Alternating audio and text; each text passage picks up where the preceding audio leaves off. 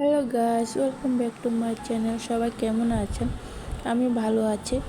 তো আজকে আপনাদের সাথে শেয়ার করছি আমি পটলের দোরমার রেসিপি। কম বেশি সবাই পছন্দ করে পটলের দোরমা, বা এটা কীভাবে বানাতে হয় অনেকেরা জানেন, অনেকেরা ঝামেলা মনে করে। তো কোন ঝামেলা নেই, একদম শর্টকাট। চলুন রেসিপিতে যে কথা না বাড়িয়ে। তো এখানে আমি প্রথমে পটলগুলো ভালো করে পরিষ্কার করে এভাবে ভিতরের বীজগুলি বার করে নিচ্ছি।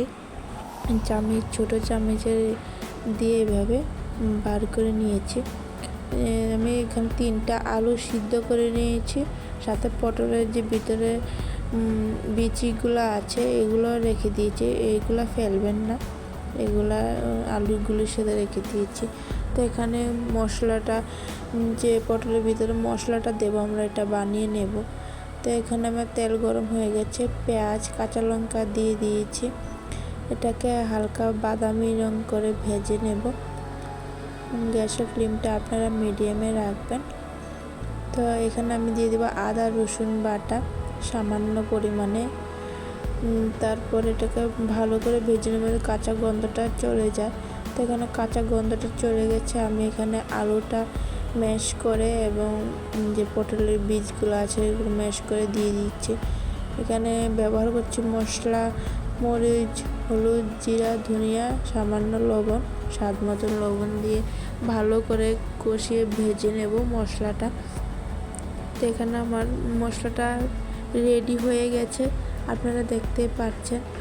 আপনারা চাইলে এই মশলাটার সাথে মাছ দিয়েও করতে পারেন, মাছ ভেজে দিয়ে করতে পারেন, তাহলে আরও সুস্বাদু লাগবে। তো আমি মাছ দিইনি, আজকে আলু দিয়ে করলাম। তো এভাবে মশলাটা এভাবে ঢুকিয়ে দিয়েছি পটলগুলোর ভিতরে, দেখতে পাচ্ছেন চামচ দিয়ে। অনেকটা গরম, ধরতে পারছিলাম না। তো হালকা তেল দিয়ে হালকাভাবে পটলগুলো ভেজে নেব। হালকা করে ভাজবেন, না হলে পটলগুলোর ভিতর থেকে মশলাটা বেরিয়ে যাবে। হালকা করে ভেজে নিয়ে আমি এখানে আবার সামান্য তেল দিয়ে একটু পেঁয়াজ ভাজা করে নিচ্ছি। আমি দিয়ে দেব কাঁচা লঙ্কা। যেহেতু আমি মরিচটা কম পছন্দ করি, তাই আমি মরিচটা কম দিয়েছি। তারপর দিয়ে দেব টমেটো কুচি। এখানে টমেটোটা দিতে হবে, টমেটোটা না দিলে ভালো লাগবে না, যে গ্রেভিটা ভালো লাগবে না। টমেটোটা দিলে টক লাগবে। তো এখানে সামান্য পরিমাণে আদা রসুন পেস্ট দিয়ে দিয়েছি, এটাকে ভালো করে ভেজে নেবে। এখন তার মধ্যে দিয়ে দেব আমি মশলা, মরিচ, হলুদ, জিরা, ধনিয়া আর স্বাদ মতন লবণ।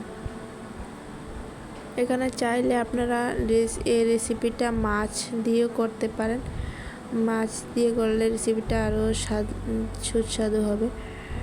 তো আপনারা এখানে দেখতে পাচ্ছেন মশলাগুলো ভালো করে কষিয়ে আমি হালকা একটু পানি দিয়ে কষিয়ে নিচ্ছি, না হলে মশলাগুলি জ্বলে যেতে পারে।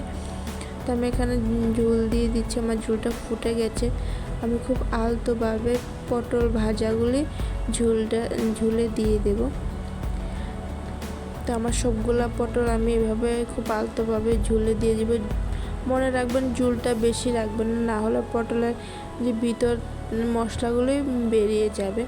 আমি পটলের মুখগুলো বন্ধ করিনি, এভাবে রেখে দিয়েছি। আপনারা চাইলে পটলের মুখগুলো দিয়ে বন্ধ করতে পারেন, তাহলে তো সমস্যা হবে না।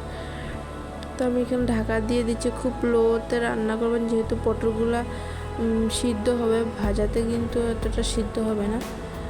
তো এখানে আমার পটলগুলো সিদ্ধ হয়ে গেছে, দেখতেই পাচ্ছেন আপনারা কতটা সুন্দর দেখাচ্ছে, কতটা লোভনীয় দেখাচ্ছে পটলগুলো। এখানে গরম লাগার কারণে কয়েকটা পটলের মশলা বেরিয়ে যাচ্ছিল, তো পরবর্তী সময়ই ঠিক হয়ে গেছে। তো এখানে আমার রেসিপিটা হয়ে গেছে। আপনারা বাড়িতে অবশ্যই ট্রাই করে দেখবেন, কেমন লাগলো আমাকে জানাবেন। আমার চ্যানেলটাকে সাবস্ক্রাইব করবেন।